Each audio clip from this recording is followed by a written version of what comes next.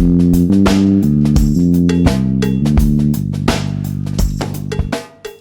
right, everybody. It is Thursday, October 15th, 2020, and this is the Fight Business Podcast. I'm your host, Patrick Auger, and I'll be breaking down the latest and greatest MMA business news for you. Before we go any further, please make sure you hit that like and subscribe button. Give us any feedback you have on the videos. Throughout this video, I'm going to ask for your opinions in the comments. I'd love if you could drop them just so we can respond and get your feedback for this content as well as other content we're delivering. So please do all of that. I am eternally grateful. Everyone else here at the Body Lock is eternally grateful for you to do that so we can keep giving you amazing content. With that all being said, let's go ahead and dive into it. First off, PFL, Professional Fighter League lawsuits. Now, this has been an interesting thing to witness from my end because on LinkedIn, I know several PFL people. I love the work they do over there. I am wishing all of the success for the league. But this is something that really has kind of, not been whispered about in the business circles anyway, is that Lance Palmer, as well as many of the other fighters that were supposed to participate in the PFL 2020 season, have publicly stated that they're looking to file a lawsuit against the company in order to let them out of their contracts. Now, this is unsurprising in some ways and surprising in others. It's unsurprising in the fact that, these fighters are essentially beholden to these contracts and they're not able to get fights right now. So they're out of work. If they don't have a second job, if they're a full-time professional fighter and they're not in the realm of a champion who's won $1 million prize with PFL or been a champion through other leagues, say Rory McDonald, who's probably doing okay despite the pandemic and not having fights right now. If you're a mid-tier guy that's maybe come over from the UFC, maybe come over from, a various organization. I mean, Lance Palmer has won the $1 million prize multiple times, obviously. So there's that. But nonetheless, he's just the face of the whole thing. A lot of these fighters that are banding with Lance are essentially, guys that were maybe making, 50, 60 grand throughout a season or per fight if they were at most, honestly, in the UFC or Bellator. So these guys are hard up for money. If they have no other job, if they had gone to professional fighting full time, you're now off of a pretty low stipend from what I've heard. Heard it's something like $1,500 a month. I don't know if that's even still continuing. I know the initial months of the pandemic, that was the case, but I think after that, it kind of dropped off. It's still unclear there. There's conflicting sources in terms of what their actual pay looks like right now.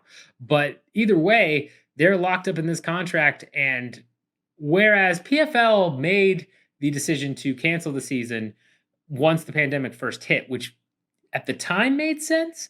I mean, if you're looking at what's going on with other sports leagues, at that point, baseball had been delayed. They were already talks about football being delayed, and sports had kind of shut down back in March when this all started. And by the time April and May rolled around, where it was pretty clear that this thing was here and was going to stay, a lot of sports leagues were looking at shutting down completely full time. You had these instances of the bubble, right, which were all theory at the time. And that's important because when PFL made the decision, it seemed like a prudent one. It definitely seemed like it made sense to go ahead and just scrap the season, try and figure out something for next year and keep the athletes safe. It was not surprising that the UFC and, eventually Bellator ended up moving forward. UFC had way too much at stake in terms of their contractual revenue with ESPN and the money that they owed fighters. Otherwise, if they don't offer them so many fights, technically you're allowed out of contracts. There was way too much on the table for the UFC to not move forward. But there was a lot of questions when they first started as to what it would look like. Would a lot of fighters get COVID? Would a fighter or multiple fighters die from the disease? Because remember, way back in March, this was a brand new thing. We had seen it in China, if you'd been following it, way back in the day. Last Thanksgiving, this was a big thing going on in China. It hadn't really made it over here yet. Then you had Chinese New Year, all of that. It certainly seemed like a scary new thing, and we weren't quite sure how many people were going to die. It was all very brand new.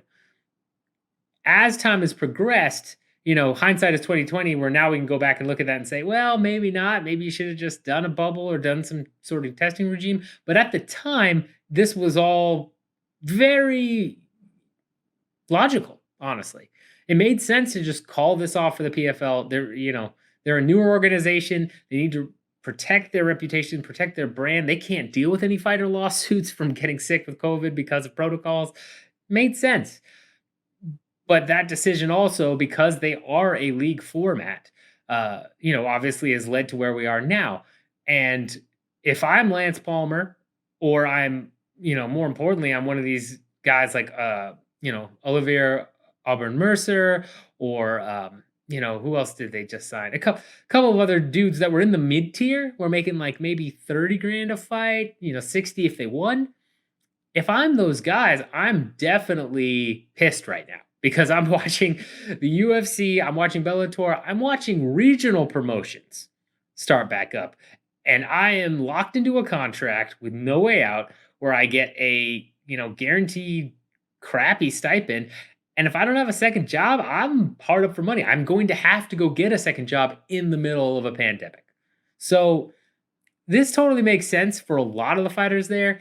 For some of the $1 million ones, or the bigger name guys like Rory, depends on how you spent the money, or, you might just feel entitled to have fights. I get that. I'm not going to sit here and say it's wrong of them to, say, hey, you've got millions of dollars, just shut up. Not going to do that. But, either way, you are locked in, and you are watching every other promotion basically get up and running in some form or fashion, where PFL is just gone until next year. And that's just already been decided. That's done. So it's one of those things where it's unsurprising, in that what is surprising with all of this is that these guys are calling for, the PFL to do something here. They're making it public. They're saying, hey, we're going to file a lawsuit. They haven't actually filed yet. They're tweeting about it. They're doing all of that. As Jason Cruz pointed out, and a couple other legal friends I have pointed out when I brought this up with them, if you're going to file a lawsuit, you generally don't go out there and bang on a drum and say, like, hey, we're going to file a lawsuit unless something changes, unless you release us, all of that. That usually means you don't want to file the lawsuit. Whether it's you don't want to pay for it, whether it's you think you'll lose, what have you. Really, that generally means if you're out there making a big fuss of it before you've actually filed anything, you're trying to pressure the other side to make a deal of some sort, whether that's giving you, a higher stipend in this end, letting you fight in other promotions, releasing you from contracts, things of that nature. You're generally trying to pressure the other side to make a move, and the lawsuit's more of a threat. So if I'm a fighter here, a couple of my options are, again, to band with the other fighters, try and make a push to get out of my contract. If my lawyers are saying I can't get out of this, you could risk going to another promotion. We just saw Elijah is, I believe I say his name. We just saw that he tried to go across to the UFC and fight Cyril Gane which would have been the co-main event for this upcoming weekend's card against Korean Zombie and Brian Ortega. And that bout was pulled because the PFL said, no, you have a contract with us. You can't do that, which tells me that PFL is doing that, one, not so much because they love this dude. I really don't think it's, oh, we love Elijah and we've got to keep him. I think it's much more to set a precedent for other fighters, so that if Lance Palmer or Natan Schultz or Rory start, looking at other options and trying to get a fight somewhere else, that's not going to fly. And so, with that being said, they're clearly taking this seriously. And if you're a fighter, you could risk it. Again, you might get pulled. And obviously the UFC looked over the contract or took the claim that the PFL said seriously with Elijah in terms of pulling him from the card. So, I wouldn't necessarily think that you're guaranteed a fight. You go someplace like Ryzen, or you go a regional promotion somewhere maybe smaller, you might be able to get away with it, especially overseas. But even then, it's risky. And what the ramifications are for you as a fighter if you break that contract, whether that's financial, whether that's basically a blanket ban on fighting, or missing a particular season. Remember, there are penalties in terms of missing weight that fighters have in the PFL, where if you miss weight certain times, you get pulled from the tournament. We've seen that before. It's very possible that there are also penalties where if you do something like this, where say, hey, I'm going to go fight for another promotion, there might be a clause in there that says something along the lines of conduct unbecoming of a PFL fighter, you can be yanked from a season, or or ineligible for the $1 million payoff, something of that nature. Now that is pure speculation. Don't run with that and say like, oh, this is what it is for sure. But there are definitely clauses in every fight contract, in every promotion, that are very stringent and very strict about what happens if you try and fight somewhere else. So we'll see what happens with the Delijah case in terms of if he gets to eventually fight for the UFC, if he has to come back and fight for PFL. Could just be a matter of he comes back next season and he's fighting. But it's clear that the PFL is taking this seriously, and really, unless there's something I'm missing here, if you're a fighter that really wants to fight and you want to move on and either go to another promotion or get more money from the PFL and say that they're in breach of contract for not holding the season, you have to go the legal route. And the fact that they haven't done that shows me that your hand is weak on the fighter side, because otherwise you would have already filed the lawsuit and you wouldn't be trying to pressure fans and the organization to make changes through social media. You would drop the hammer and put the lawsuit in front of them, and then go out and pressure them and say, look, we're coming after you for this, and using the legal ramifications as your main, threat, so to speak, not social media, fan pressure, that type of thing. So where this will go, we'll keep an eye on here.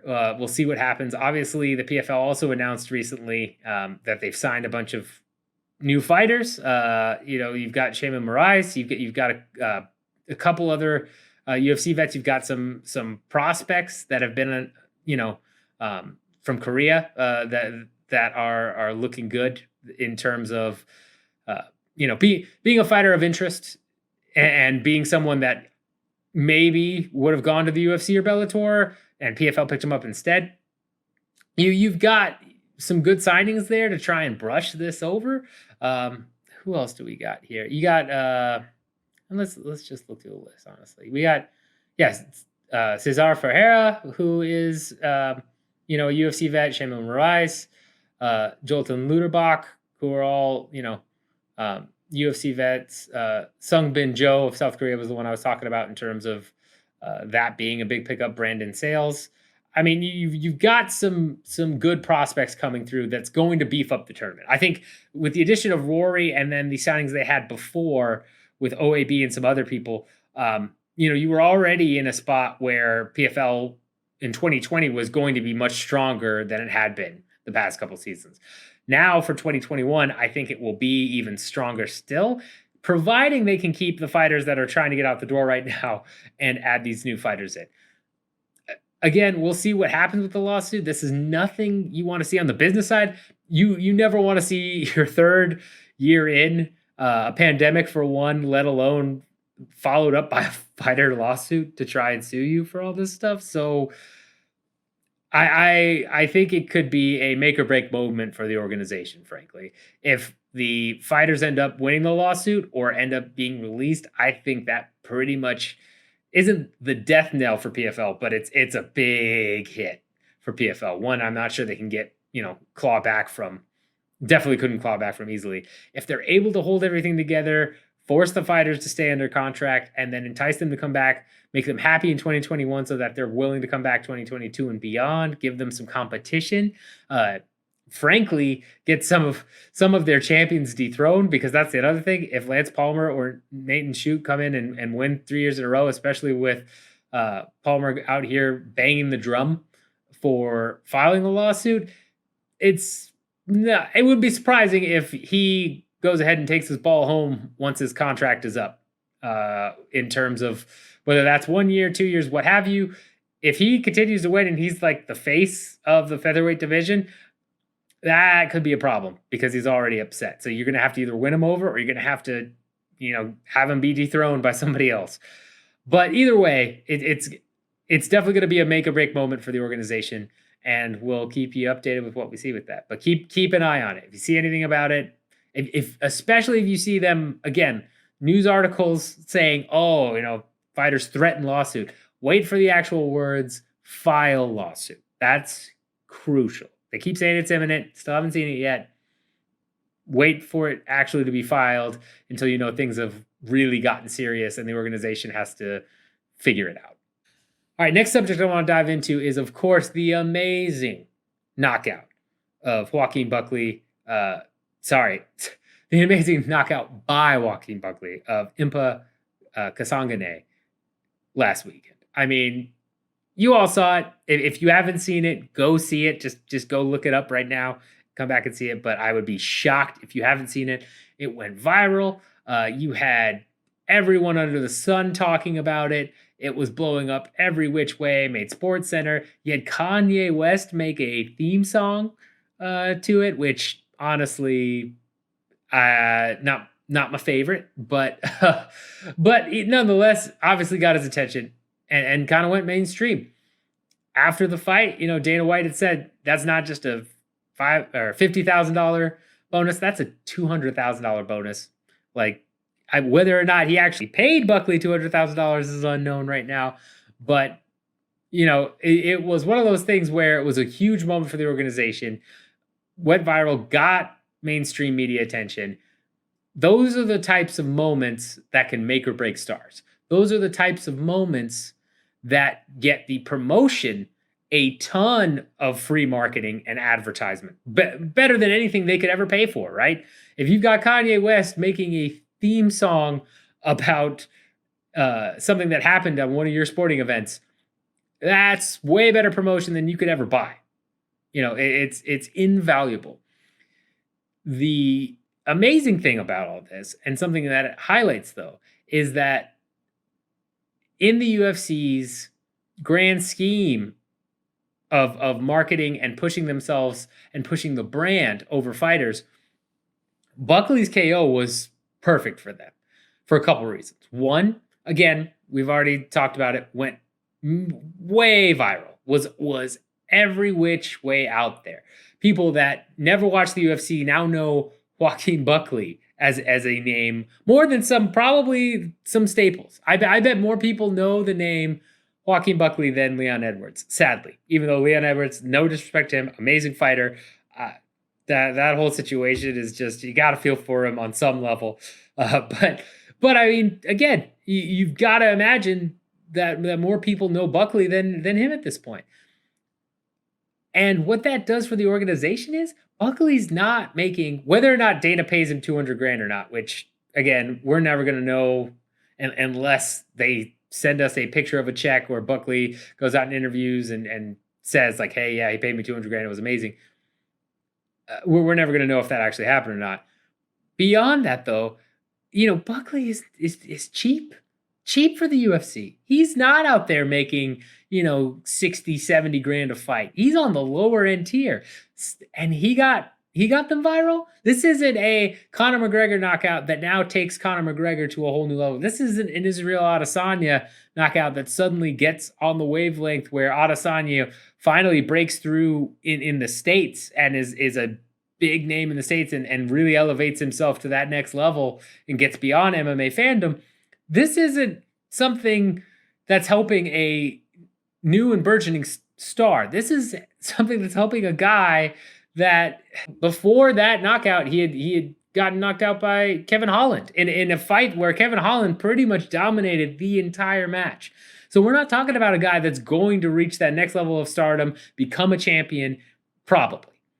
Could he? Yes. I mean, it's always possible. He could take this, build that momentum, keep building on it. Maybe it, gives him some kind of confidence boost or psychological boost that now elevates him to new heights. Yes, it's possible. But it's unlikely, I would say, that he's going to end up being a giant star. And the UFC got more press out of him than they did out of Adesanya's title fight, right? Easily. Even though Adesanya clearly schooled Costa, didn't matter. This was way more mainstream. This is way more eyes on the organization. That's perfect for the UFC. That's what the UFC wants. We'll get to it a little bit later here, but that's part of the reason that they're cutting more established guys and bringing in newcomers, because they are going to keep packing these fight night cards. You have a couple of names for the MMA hardcores, at the top, but then the rest are going to be newer guys or guys that are fighting 3 or 4 times this year easily because they're lower cost and they can still deliver things like that KO, like that Buckley KO. That is perfect marketing for them. That's that cost to return ratio is amazing. It is better. If I was the director of UFC marketing and I saw that KO, I would be in heaven. I'd be so happy. Like, we paid this guy what? And he's generating more traffic from us than probably anything we've done since the pandemic started. Are you serious? That is the ideal goal of a business. Lowest cost, highest return. And the value of return, the ROI on Joaquin Buckley has paid off in spades. So this is important because as fighter pay is talked about, as unions are talked about, this is something that right now it plays to the UFC's benefit in a major way, because anyone can deliver an amazing KO, right? I would be hard-pressed to say that I remembered Buckley was the guy that got knocked out by Kevin Holland before this KO. Now I'll remember. But if I had gone to you Friday night before that KO and said, you know who Joaquin Buckley is, I would garner that most MMA fans, even a very big percentage of the hardcores, would have been like, who? Who's that again? Now everybody knows his name. UFC only has to pay him 30 grand a fight or something of that nature.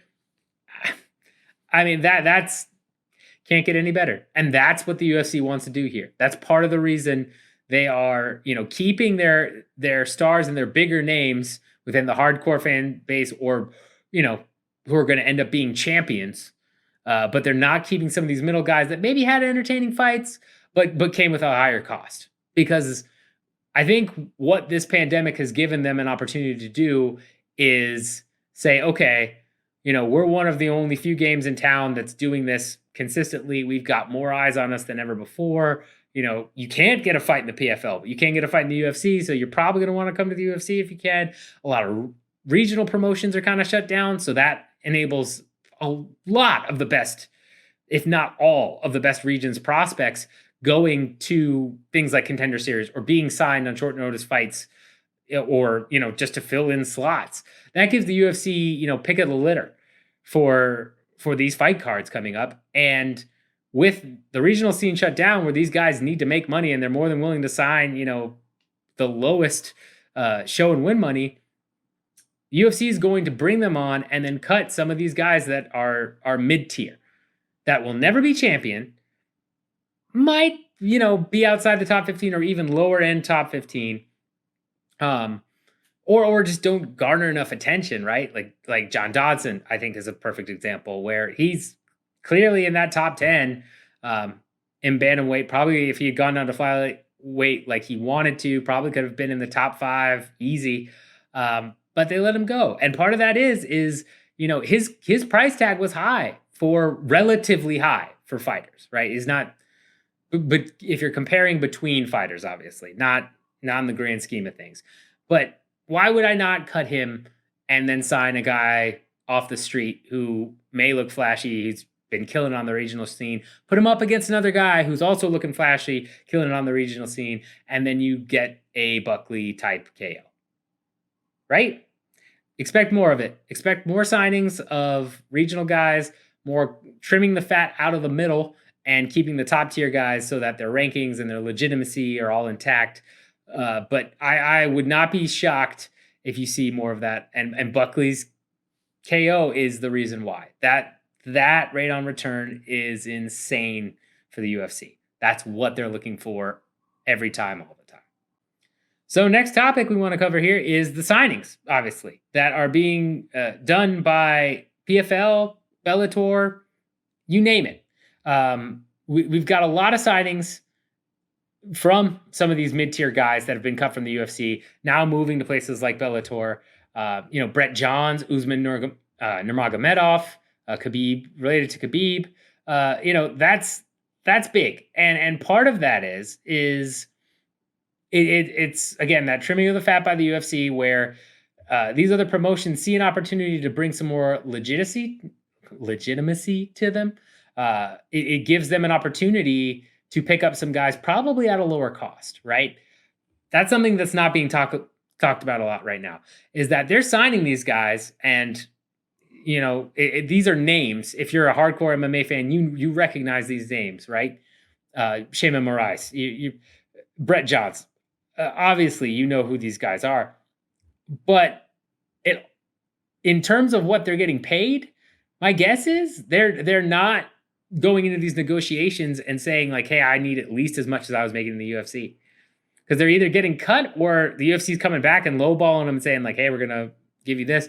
And Bellator knows they've got nowhere else to go, right? Especially if you sign up for PFL, sure, you could do that, but you got to wait a year. So if you're at a certain level already and you don't want to go back to the regional scene, your options are either to, get a contract extension if one is offered to you by the UFC at probably the same pay rate you're getting right now, or maybe a little bit higher, or Bellator can say, you know what, I can match that, or I can, give you a little bit more, but they're not going over to Bellator and really getting more money like they were when free agency had started, 3 or 4 years ago, right? When that really kicked into gear. In terms of, these guys going over to Bellator, it's really their only other option if the UFC doesn't want them anymore.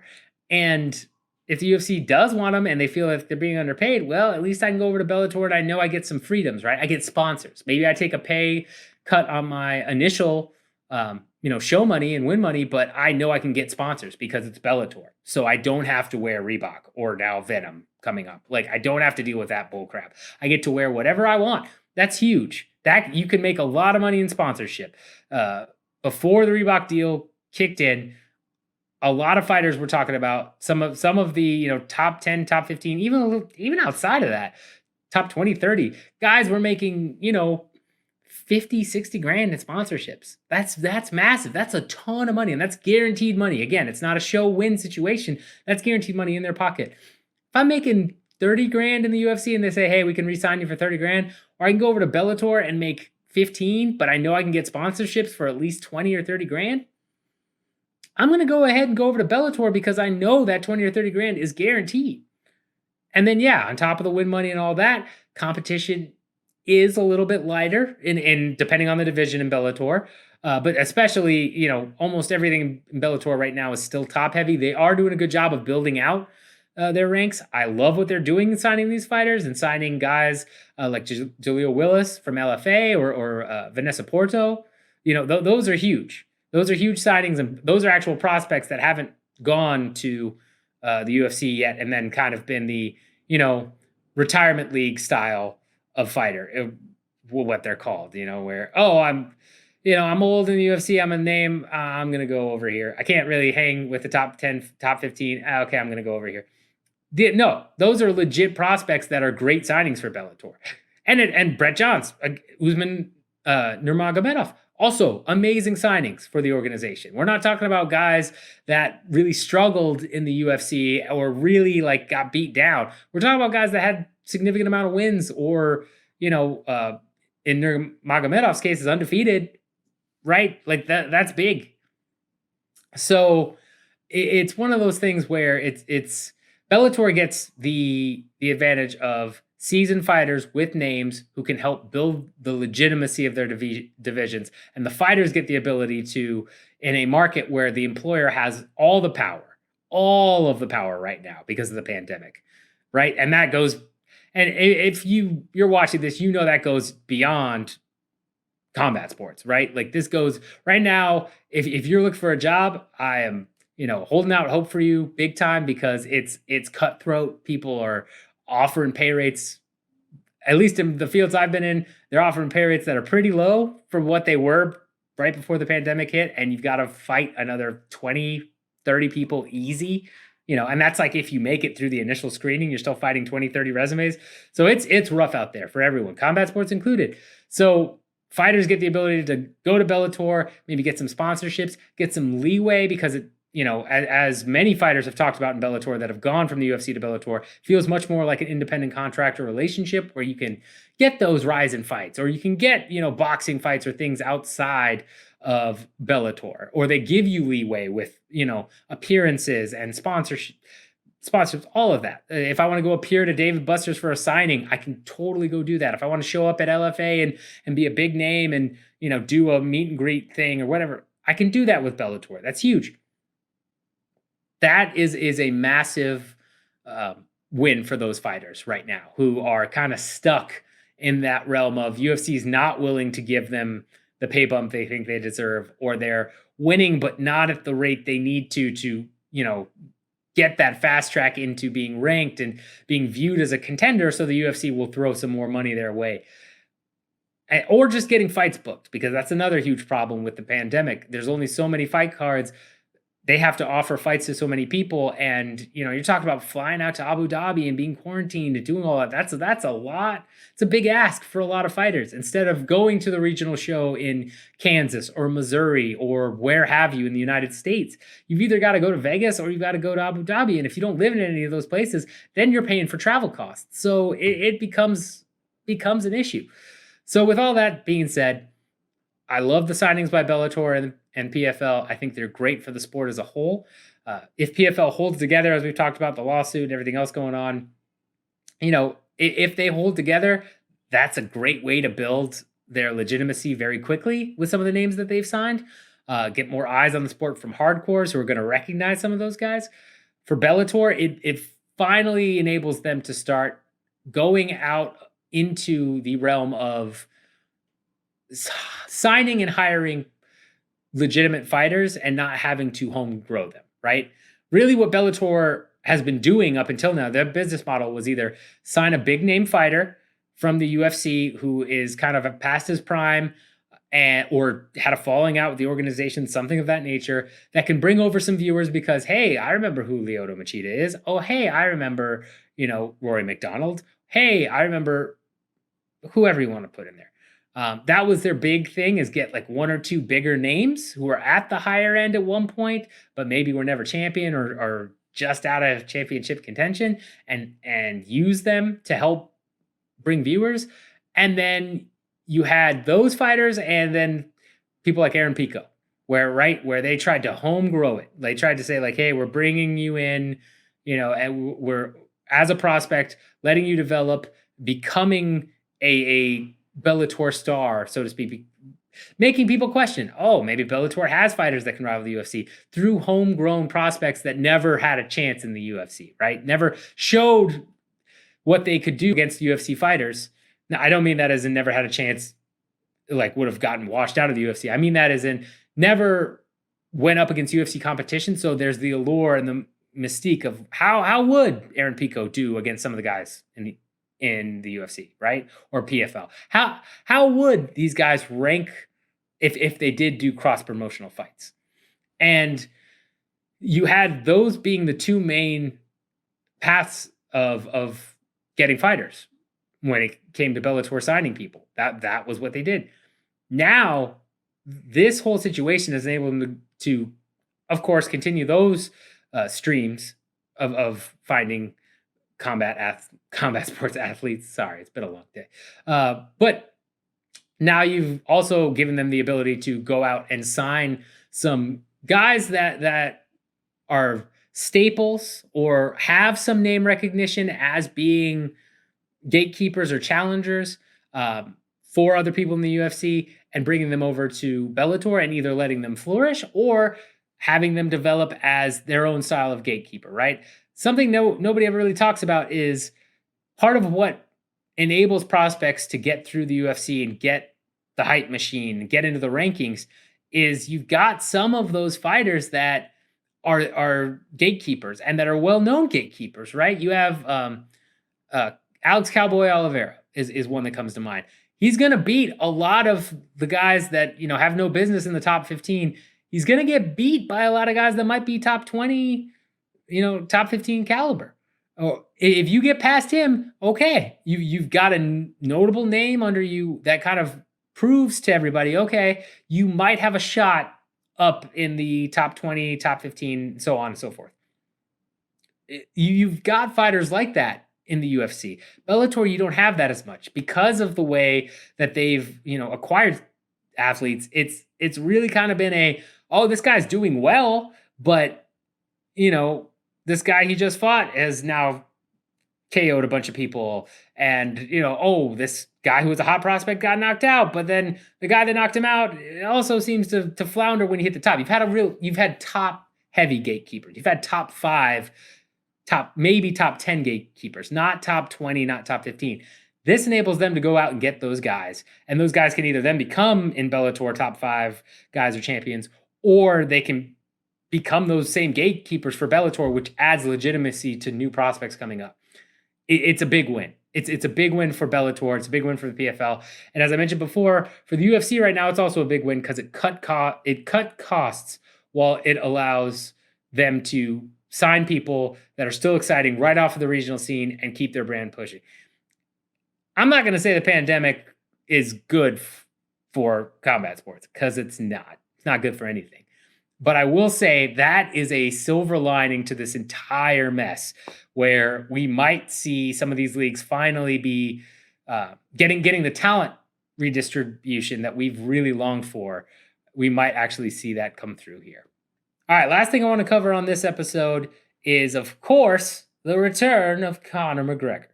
He's supposedly slated to fight Dustin Poirier January 23rd. That's what Dana White has said has been offered to both men. On Twitter, and Instagram, they both seem to agree to it. Dustin's very excited about the donation that McGregor is going to do for his Good Fights Foundation, which is an amazing thing. It's awesome. So, that seems to be all moving in the right direction. McGregor is also talking about needing to fight Poirier as a southpaw before he takes on Manny Pacquiao, which we're not going to touch with a 10-foot pole right now because I really just don't want to deal with that crap. But with Poirier versus McGregor, here's the thing. McGregor's talking about, going down to Texas, doing it in Cowboy Stadium. Now, as someone that lives in Texas, I will say they'd probably let fans in. I bet the UFC would do some protocol that says, yeah, sure. I know Jerry Jones would because I've seen fans at Cowboys games. So, we're one of the states that has just kind of said, pandemic, whatever. Wear your mask and do whatever you want. And not completely like that, but we're definitely on the leaner side in terms of leniency side in terms of what you can get away with in terms of the pandemic and the restrictions. So is all of this possible? Yes, definitely 100% possible, especially with the way it's been looking on Twitter and Instagram. And, it kind of makes sense in terms of where Conor would love to fight Pacquiao because you're going to make way more money than you are fighting in the UFC. He's obviously been unhappy with Dana. He's retired again this summer because, of course, he does. Obviously coming out of retirement for the 3rd, 4th, 5th, whatever time to fight Poirier. So that's all well and good. But will this happen? I hate that I have to do a segment about this, but from a business standpoint, McGregor is the screaming, he is what we call the business. If I was looking at him as a customer, right? If I'm a consultant and I'm looking at him as a customer that's going to pay me more money than any other customer, for sure. He's also the type of customer or client that talks a ton and it's just it is just head slamming against the wall to actually get pen to paper. It's literally, I don't know how many pre-meetings and talking to various vendors and evaluating various things, all free of cost, just to have it be delayed again because of some whim or because of some weird restriction for the client. It's if any of you know about redlining in contracts, it's where you go through, you both sides say, hey, this is the contracts we're thinking of, and then you essentially mark red lines to them and say, we need to remove this or change this or whatever. I mean, McGregor is the king of redlining contracts in terms of actually getting things done. So if I'm the UFC, of course, right now I'm going to angle for a McGregor fight. I understand why they didn't want to as much without the live gate, because he does bring in such phenomenal live gate. I mean, compared to other UFC events, McGregor actually brings in a significant amount of gate that would make a difference on the overall books, right? We've talked about on here before that live gate isn't that much of overall revenue, but McGregor can bump it even higher to make it pretty significant, right? If you're going to have no live gate, the one person that's going to be where you're going to look at and say, should we actually have him fight without an audience, is McGregor, bar none. Especially with how his fans love him, how they fly in from everywhere. You're going to take a look at that and say, well, maybe we don't have you fight in the middle of a pandemic where we can't have fans because we want that extra 5 to 10 million on top of our normal gate numbers. But I also know that if I'm the UFC and I've seen the recent pay-per-view, COVID bump in terms of you had Ferguson and Gaethje, bringing in way more pay-per-views than was projected based on their previous drawing power. You had Masvidal and Usman bring in over 1 million, right? 1.3 million is what was reported. Mind you, again, these are all numbers from one particular source who has basically admitted he gets his number from Dana White, so they should be taken with a huge grain of salt. Don't read, Masvidal sold 1.3 million pay-per-views worldwide and believe it is fact, because that's, especially from the source, don't trust that person at all. It's clear where they're heading. You got to take those numbers with a huge grain of salt. But either way, whether those are actual numbers or those just show the disparity, right, between the 700 or 800,000 buys of Ferguson Gaethje and then another 600,000 more, if we're going to use those numbers, clearly, if those numbers are true, there's a COVID bump happening right now, and it's important for the UFC to capitalize on it. Nothing's going to capitalize on it more than a McGregor fight, right? If McGregor comes back, especially if it's a fight that really makes sense. And Poirier versus McGregor makes a lot of sense. That's going to be billed as a fight where, it's not going to be... I won't say Poirier has the same name value as Cowboy from a mainstream perspective, right? As hardcores, we all know that, Poirier is well ranked above Cerrone, and that is a much more competitive matchup than Cerrone versus McGregor. But from a mainstream perspective, Cowboy is going to bring in some more fans where people might say, I remember Cowboy, or, I've heard about Cowboy. I've seen him in some P3 commercials and things. Poirier doesn't have that. He has great technical skill and puts on amazing fights, but he doesn't have a lot of name value out there in the mainstream media. But that being said, McGregor versus Poirier is probably going to be a much more competitive fight than Cerrone McGregor, and it's going to be a fist fight, right? Unlikely it goes to the ground. Unlikely, Poirier could go for submissions, of course, but it's unlikely that it won't end up being just a boxing match that should be a hell of a lot of fun for as long as it lasts. So that'll definitely sell. That'll definitely bring some more eyes, some casuals who will watch that fight may convert. They're going to have a higher likelihood of converting to full-time fans if they see an amazing beatdown between, where McGregor and Poirier are going, back and forth for 5 rounds. That would be huge. If that converts people. That people will watch fights like Diaz McGregor 2 and say, oh crap, like I'm an MMA fan now, right? Poirier McGregor has that potential, has that capacity to convert fights if it goes that way. It's possible McGregor clips him and he goes down, or Poirier clips him and that's it. Totally possible between those two dudes. But it could also be 5 rounds of war, which will make some people become, new hardcore MMA fans or semi-hardcore MMA fans, which is important because that's the lifeblood of the organization for the UFC. So, all of this being said, you got to take McGregor versus Poirier as not set in stone until you get an official announcement date, until it's all said and done. McGregor can say a lot. Poirier can say a lot. We still don't know McGregor's visa issues. If you saw last Fight Business podcast 2 weeks ago with Sherrod Shepard, he had some amazing insight about how it was harder for fighters to get visas to come into the country right now with all of McGregor's history, with the Dolly incidents and the sexual assault allegations and the punching the dude in a bar. He might not be able to get a visa to get back in right now, especially with those limitations on visas. That's something that needs to be pointed out. Not saying that there wouldn't pull strings, and especially with the administration that's in there and Dana White's ability to talk to people like Trump directly, very possible that strings get pulled and it's no big deal. But it's also possible that this is booked in January. If there's a new president, looking to be seated in come January 23rd or whatever, 21st, I forget when it's sworn in. It's around the same time as that fight. It's very possible his visa gets denied or there's some issues. I'm not going to say that's going to happen because I would imagine you could still pull enough strings to get it done, but who knows? So this fight is far from done. From a business perspective, if I'm the UFC, I like what Dana did in terms of saying, like, hey, here's your date, take it or leave it. We're not going to rearrange everything. We've got the rest of the year scheduled. That makes sense, especially with what's going on right now in terms of, LiveGate being down, in terms of trying to book all these fighters and give all these fighters enough offerings of fights so the UFC lives up to their size of contracts.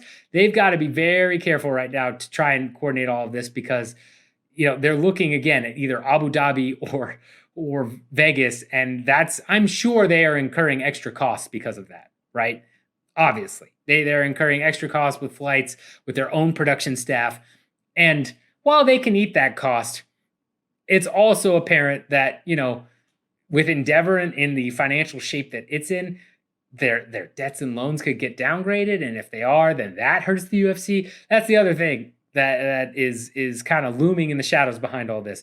Endeavor already was in trouble before all this started. This pandemic has continued to go on where live events have not resumed in a way that Endeavor is going to be making a lot of money. Even though they've come back a little bit, I mean, it's not like Endeavor's all of a sudden like, cool, we're back. We can start, really making a bunch of money off of all these investments we made. No, they're still hurting bad. And if their credit rating gets downgraded and they get put into financial duress, they own the UFC technically. They have enough, 51%. They have enough pull and power to start draining the coffers of the UFC. UFC's making money, cool. We're going to take that to pay off our bills.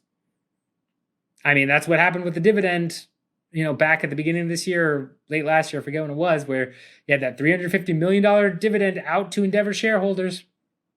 That's what happened there. That's $350 million the UFC couldn't use to pay fighters or to reinvest, more likely to reinvest in their own brand and build their own business up. That didn't happen. So it makes sense for Dana to say, look, we've scheduled everything out for the rest of the year. We're not going to change that because basically what that translates to is we've calculated all of the costs for this. We're not going to mess with that right now because things are so bad for our parent company and because we're kind of walking a tightrope here. We're not going to mess with the cost-cutting structure. Instead, we'll book you for January. I think that's a smart play by the business, and we'll see what happens if it actually gets signed and gets done. It's hard to say. It's really... There's no telling with the McGregor fight if it's actually going to get done until there's pen to paper. You can believe, too, another big thing about this is that if there is pen to paper, they will have enough time to kind of build this up, to kind of get momentum, do a lot more press and things than they did for McGregor Cerrone. I think that's an important part of all of this as well. If the UFC is going to do a McGregor fight, they want enough of a runway to sell him properly. And that will allow them to do this. fingers crossed for you, McGregor fans. Hopefully, Dustin Poirier, Poirier fans also, he gets his payday. But from a business standpoint, there's a lot of balls in the air here. It's far from done. Just because they're talking about it, just because ESPN's saying, oh, we've offered these dates, that's great. There are a lot of things that are still up in the air. You can't quite, count on yet. As always with McGregor. All right, guys, that does it for this episode of Fight Business Podcast. Appreciate you listening and watching. It means a lot. Again, hit that like and subscribe button if you're watching on YouTube. If you're listening on Anchor or Spotify or Apple Podcasts, I really appreciate you as well. It means a lot. What I do want to hear is, one, in the comment section on YouTube, or you can, reach out to the Body Lock directly or me directly at All Day OJ on either Twitter, Instagram, and any of those social platforms. Hit me up. I want to know about, one, do you think McGregor versus Poirier will happen? Two, do you think I'm right in terms of the UFC going to be, continuing this slash of, I guess mid-tier talent? Do you think that's going to continue? Do you think that makes sense? And three, what do the PFL fighters do, in your opinion, right? If you are sitting there from the PFL side, actually, give me this. If you're sitting there and you're looking at this threatening lawsuit from the fighters, if you're the organization, tell me what you would do if you're CEO right now. Tell me, if you're Peter Murray, CEO of PFL, tell me right now what you think the best course of action would be to either make this go away, resolve it with the fighters, or some other resolution. Throw those out there, because I really want to hear about that one as well. I want to hear your guys' thoughts on what the organization can do to kind of, keep this from turning into a big fiasco. So again, drop those comments. Always appreciate the listens. Any and all feedback is always welcome. Until then, I'll see you next time. Keep getting money. That's going to be the new phrase until I think of a better one. Keep getting money.